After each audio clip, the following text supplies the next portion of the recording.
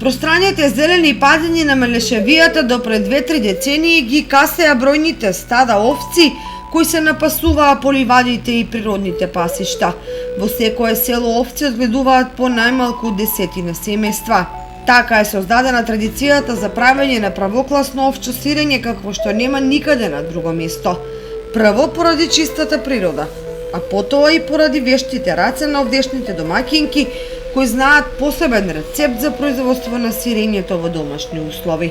Неслучајно се вели, кој еднаш пробал малешевско сирење, тој друго и не бара. За да се реализира оваа емисија, денмове присуствувавме на вообичаеното стрижење овци на крајот на пролета. Стрижењето е сложена операција која бара голема организација, голем број стрижачи бидејќи се врши на традиционален начин, рачно со макази. А маказите, или како овде некој ги нарекува крклизите, верувале или не, се набавуваат од Швајцарија.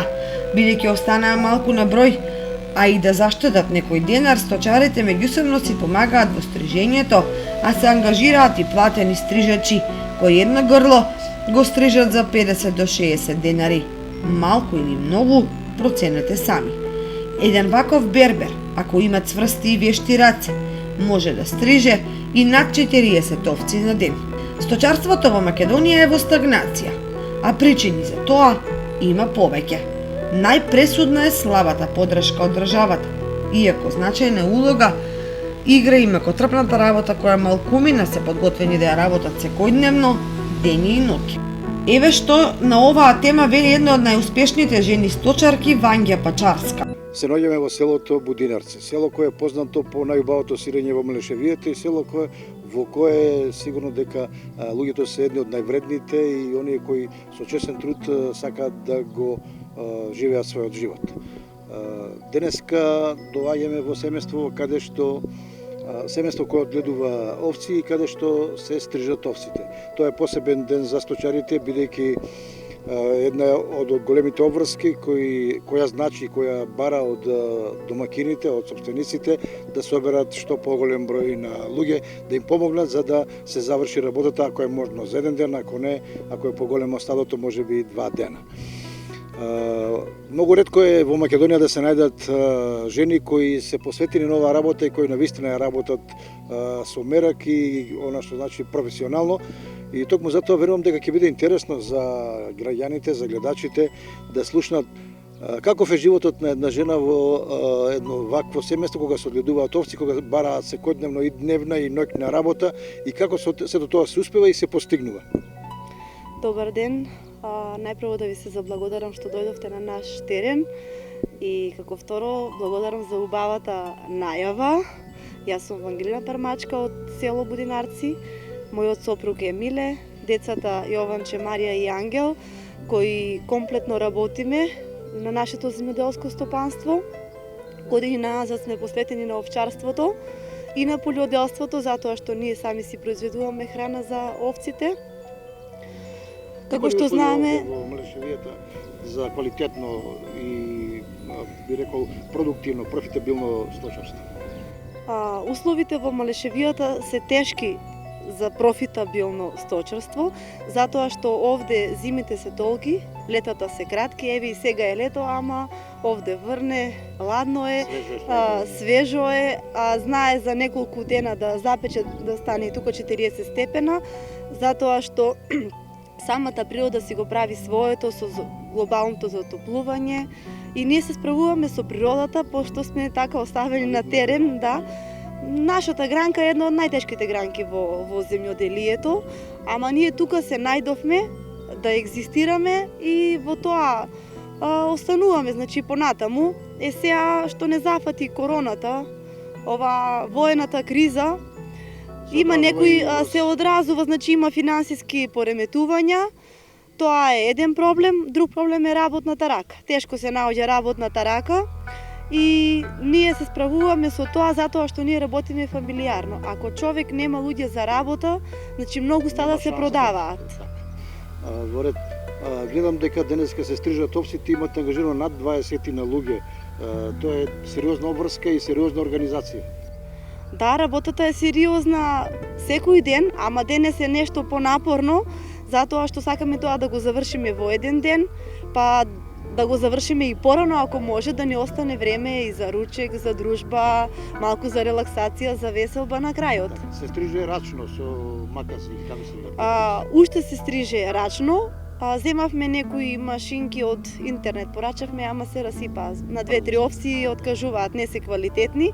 Уште е рачно кај нас и стрижењето и молзењето, еве земавме молзачка, ама и со неа малку ни оди како за почеток потешко додека се преориентираме, затоа што се повеќе грла, значи номадското одгледување си го бара своето природното. Ако се преориентира човек на шталски, веќе друга приказна. Денеска е актуелна волната, ќе произведете, односно ќе се остриже поголема количина волна. Што со неа? Има ли државата решение за волна? Како што рековте, денес повеќе луѓе и трошокот е голем, значи, ама нека е за здравје, а со волната 3-4 години уназад, еве си стои така натрупана на куп, пошто значи од нашите овци и не ни дава самата психа да ја запалиме или да ја фрлиме во ендек, па да греота е за стоката, а па ако ја фрлиме некаде во некој дол, па ќе направиме нели еколошка катастрофа. И ја чуваме 4 години, ева 5-та година не знаеме со волната што да правиме. Со волната државата не презема ништо. Не знам понатаму како ќе биде и каде би ја складирале ние волната, пошто веќе еве оваа година место немаме. Волната не оди, работна рака нема, едино што оди, како што рековте и вие, немате ништо од волната. Трошок се прави голем, од волната ништо не се враќа, ама овците мора да им олекне да бидат ишишани, да можат понатаму да се живеат, да си пасат. Да. Тоа е едино што оди кај нас е убавото малешевско сирење, кое што е барано и во државата и настрана, значи странци што идат за туристи. Имате ли информации како е настрана во другите земји со волната? Да речеме во поразвиените земји, дали има информација? Една Австралија е позната, да речеме, точарска земја. Ако ги земеме другите земји, ние би се разочарали, не би ни чувам. Значи секоја земја си е посебна приказна за себе. Државата наша се залага, дава субвенции во сточарството. Некои се намалуваат во една мерка, некои се зголемуваат, као има некои интервентни фондови кои демек се зголемуваат, ама ако би се зголемувале и ако државата би наоѓала решение, зошто тогаш овците се продаваат? Значи таа логика јас не можам да ја соберам и на крајот да го добијам резултатот. Имаш истински одговор? Да. Каква е состојбата сега, да речеме, со сирењето, со откупот? Дали сте задоволни, дали функционира sada тоа? Да, задоволни сме, значи ние си го правиме сирењето наше домашно, тука имаме мини млекара, си го правиме на традиционален начин едното, а другото е што ние со години сме органски произведувачи на храна, на органско јагне, исто и на нивите си ги ѓубриме со нашето арско ѓубре, така да проблем нема. Значи, ипак муштериите го препознаваат ова природното, вкусното и веќе се преориентираат кон домашните производи. Мислам дека пред 7-80 на години домашните производи не беа во ек, немаше некоја побарувачка. И сега, значи, луѓето кога одат во маркет, од самата финансиска, значи, сметка, си земаат било што, ама кога ќе им се пружа можност или да дојдат пат навака за наберово, секогаш сме посетени и земаат од нашите производи. Така. Што е тоа што вие го препорачувате да се направи за да се подобрат состојбите? 2-3 мерки дали може да наброите што треба државата подитно да ги направи за да бидат подобри состојбите? Значи, кога би седнале на маса и би разговарале, ако сакаме да најдеме решение, со разговор се постигнува се. Значи, би можело да се воведе некоја мерка, пошто еве мислам дека во Србија, во Бугарија и цената на јагнето е поголема и самите субвенции се поголеми. Исто веќе Албанија не надминува. Не знам зошто ние као да одиме напред, ама не можеме нив да ги стигнеме. Тие се многу понапред од нас и би можеле еве да се накачат субвенциите. Тоа е една од мерките што може барем да го одржи да не се намалува бројот на сточниот фонд во Македонија. Друго би можеле да се субвенционираат руралните подрачја, инфраструктура, реновирање на фарми, поддршка на жени или на млади земјоделци или на мажи без разлика, значи нема да правиме тука родова нееднаквост.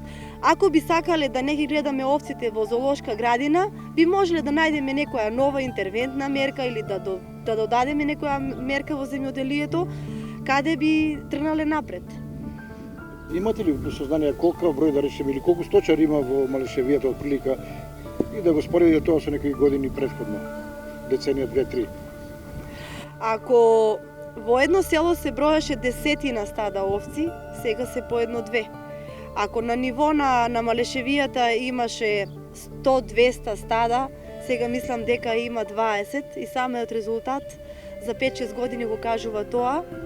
А сега со поскапувањето на нафт, со поскапувањето на репроматеријалите што луѓето мора да ги набават, оваа година, ова есен ќе биде значи некој резултат незавидлив затоа што луѓето велат еве да го земеме млекото, да ги измлекуваме овците, па за нас зиме ќе ги продадеме затоа што премногу се дуплира трошокот.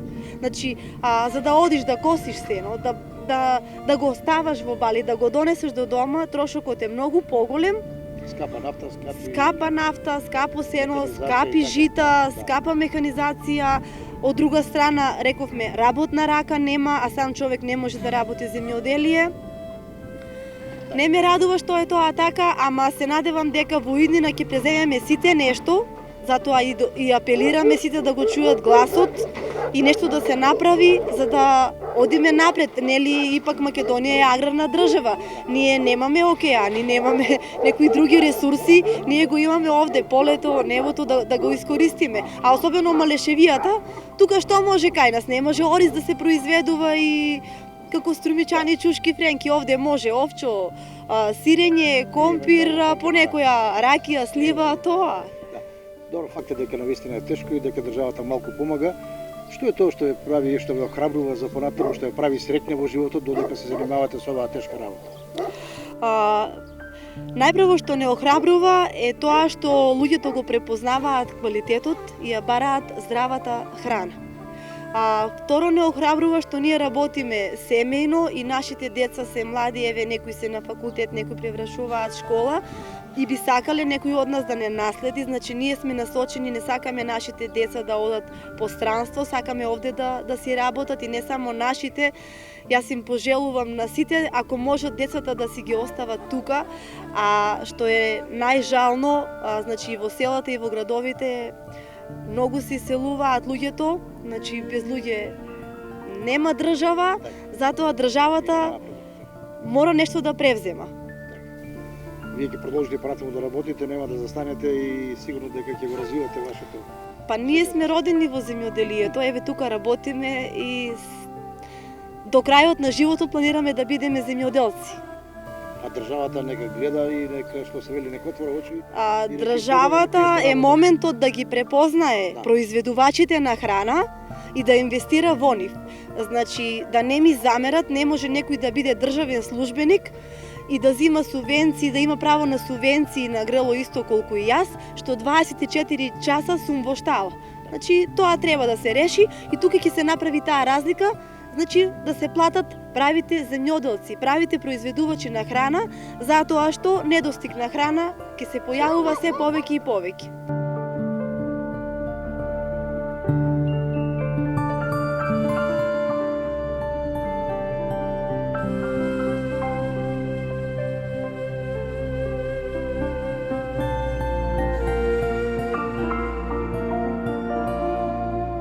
Една од убавите страни на одгледувањето овци е привилегијата на подготвувањето на малешевското јагнешко во традиционална фурна.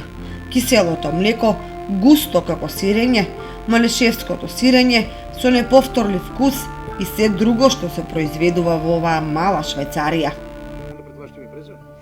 Па, јас сум Славјанка Пачарска, родена пармачка, сестра на газдарицата Вангелина, што го прават стригот, па така за да и помогнам, еве да испечеме месото малце кај мене, поголема ми фурната за печење и како постараме малку по искуство. Сега се е ставено внатре? Се е ставено, месото е направено со фолија покриено, ставено и многу убаво затворено да не диши од никаде, колку што може да не диши. И треба да стои саат и пол да не се отвара, а после може да се отвори, да се провери како е на вкус, колку е испечено, ако треба уште да се продолжи да се пече, ако не да му се тргне фолијата, да малку да месото да добие убава боичка да порумени и да се допече фактички и ќе биде готово за... Не, сега се што треба му е ставено, зачините, зависи кој како јаде. Сол ако треба нешто на некој ќе си додаде, ако му е солено нема да кажува. Ќе ќути и ќе руча. Да. Само да сме живи и здрави и да ја практикуваме традицијата многу години уназад.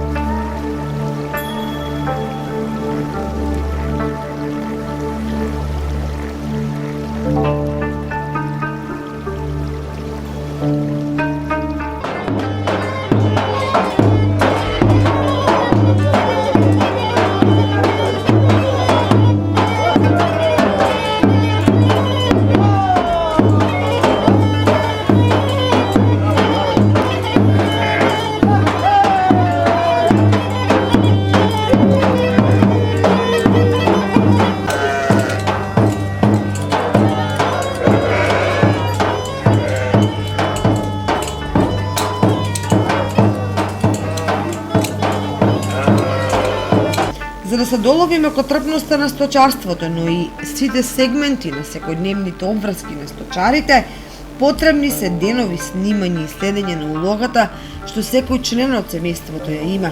Затоа ова е само кус осврт на една значајна активност која сточарите секоја пролет ја повторуваат на ист начин и главно со исти луѓе.